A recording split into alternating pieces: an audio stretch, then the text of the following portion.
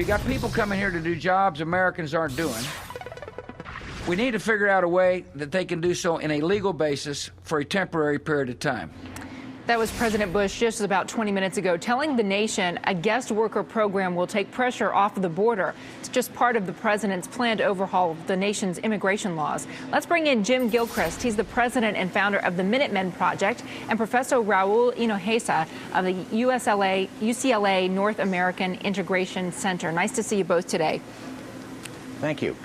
All right, let me run through the main 4 points of the president's plan here. He wants to see more border security, a crackdown on the employers who go ahead and hire illegal immigrants knowingly. He wants a temporary worker program to address labor shortages, and he wants to resolve the status of undocumented workers who are already here in the United States.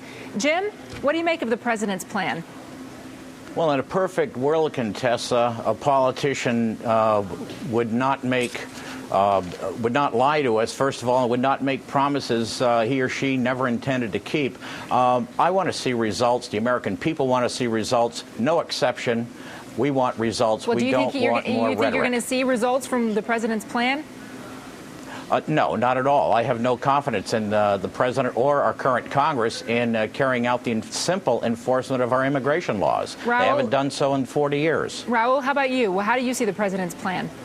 Well, actually, I think that the Democrats and some Republicans are moving in the right direction to try to solve this problem. You know, 20 years ago, a great Republican, Ronald Reagan, with a Democratic Congress, actually put together a project and a program which actually reduced undocumented immigration crossings radically along the U.S.-Mexican border, and that was the Immigration Reform and Control Act. The legalization actually reduced the amount of flows of the undocumented and raised wages in the United States, which I think the Minutemen would probably also want to see all of those happen. Here's the key thing. We need more workers in the future in the United States. We need to have them come here legally.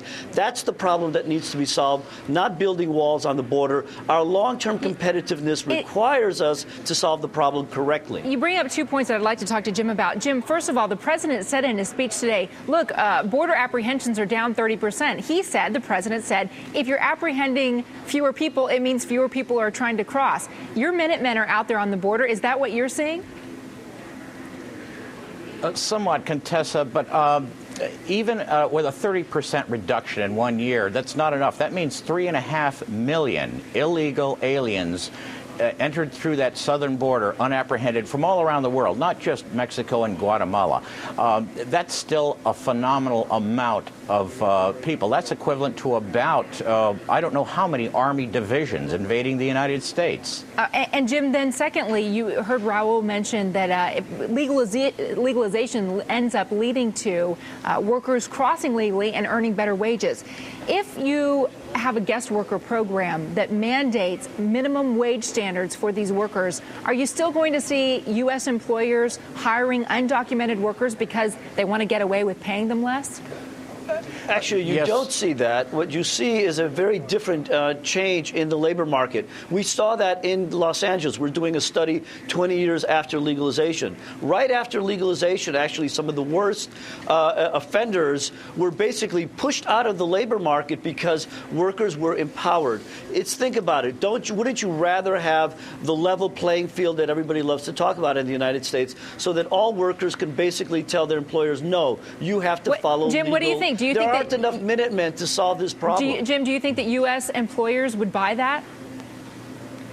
Perhaps, but it would require strict law enforcement. We really need to have some of these persons engaged in the 21st century slave trade handcuffed and in front of a federal judge and going to prison without parole. And I have to agree with most of what Dr. Hinojosa has presented. I appreciate his comments. Thank you. Jim Gilchrist and Raul Hinojosa, thank you both. That's scary. Okay.